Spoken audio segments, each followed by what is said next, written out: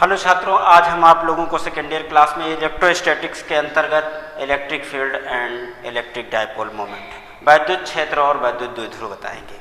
तो वैद्युत क्षेत्र क्या होता है?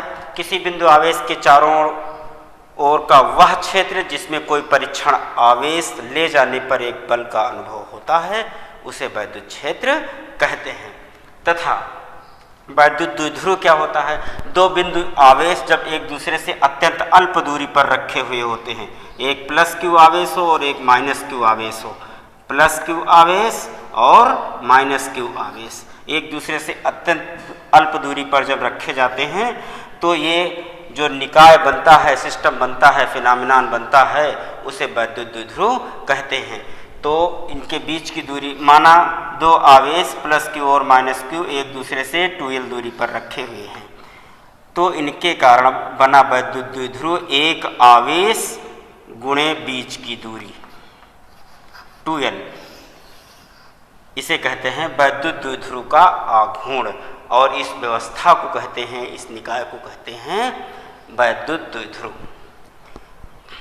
अब हम बताएंगे किसी बिंदु आवेश के कारण किसी बिंदु पर वैद्युत क्षेत्र की तीव्रता।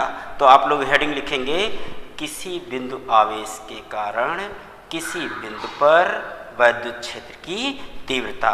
तो इसमें आप लोग लिखेंगे, सबसे पहले एक चित्र इस तरह से बना लेंगे कि माना एक प्लस क्यू आवेश है, ठीक, इससे स्मॉल r दूरी पर एक बिंदु P है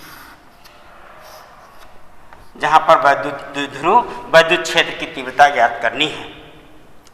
माना एक परीक्षण आवेश बिंदु P पर रखा हुआ है, तो इस परीक्षण आवेश के कारण Q0, एक परीक्षण आवेश, माना एक परीक्षण आवेश Q0 बिंदु P पर रखा हुआ है, तो इस परीक्षण आवेश के कारण लगने वाला बल F बराबर कूलाम के नियम से लिखेंगे 1/4 pi epsilon not K Q और Q0 अपान R स्क्वायर, बीच की दूरी का स्क्वायर। परंतु वैद्युत क्षेत्र के लिए वैद्युत बल F बराबर क्या होता है?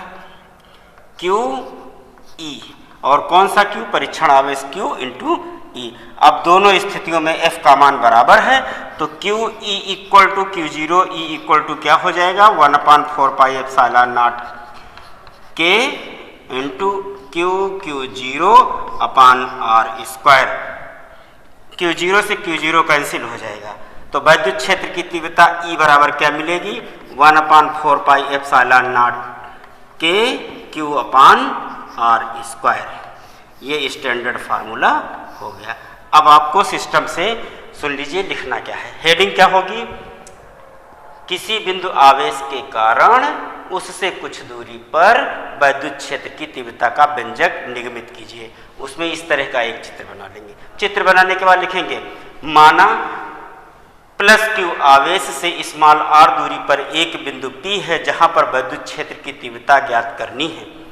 तो यदि परीक्षण आवेश बिंदु P पर Q0 स्थित है, तो कूलाम के नियम से लगने वाला बल F बराबर 1/4 pi epsilon not K Q0 upon R square होगा।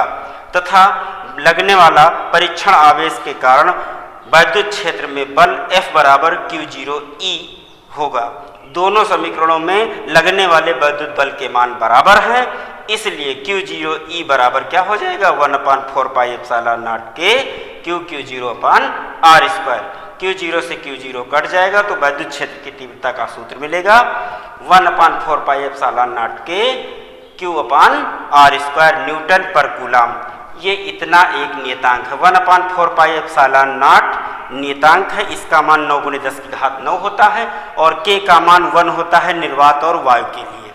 तो निर्वात और वायु में अगर यह व्यवस्था है, ये परीक्षण आवेश और प्लस क्यू आवेश निर्वात और वायु में रखा हुआ है, तो K का मान 1 हो जाएगा। तो वैद्युत क्षेत्र की तीव्रता का सूत्र E बराबर 1/4 pi epsilon not K not, और K का नहीं लिखेंगे, Q अपान R स्क्वायर हो जाएगा न्यूटन पर कूलाम। परंतु अगर इस नियतांक का भी मान रखना हो, तो वैद्युत क्षेत्र की तीव्रता का सूत्र E बराबर 9 × 10⁹ Q अपान R स्क्वायर हो जाएगा। वैद्युत क्षेत्र की तीव्रता का मात्रक न्यूटन पर कूलाम होता है। तो इस तरह से 3 परिभाषाएं आप लोगों को सुन करके लिखनी भी हैं। क्या लिखनी है? वैद्युत क्षेत्र की परिभाषा, किसी बिंदु आवेश के कारण उसके चारों ओर अगर कोई परीक्षण आवेश लाया जाता है तो यदि एक बल का अनुभव होता है तो वह क्षेत्र, उसके चारों ओर का वह क्षेत्र वैद्युत क्षेत्र कहलाता है। वैद्युत द्विध्रुव की परिभाषा में हमने बताया कि 2 बिंदु आवेश एक दूसरे से अल्पांश दूरी पर रखे हों और प्रकृति में विपरीत प्रकार के हों, एक प्लस क्यू हो तो दूसरा माइनस क्यू हो, तो वह एक निकाय बनता है जिसे वैद्युत द्विध्रुव कहते हैं और उसके आघूर्ण का मान P बराबर 2QL होता है। और यहाँ पर यह सूत्र भी आपको याद रखना है 2QL का। कभी कभी डायमेंशनल फार्मूला भी पूछा जाता है, तो इसका डायमेंशनल फार्मूला होता है LTA और मात्रक क्या होगा? Coulomb metre. इसका मात्रक क्या होगा वैद्युत द्विध्रुव का? Coulomb metre. दिशाओं की बात कर लेते हैं। प्लस क्यू आवेश के कारण जो वैद्युत क्षेत्र की दिशा होती है वो प्लस क्यू आवेश से परे यानी दूर होती है और माइनस क्यू आवेश की ओर होती है। Thank you student.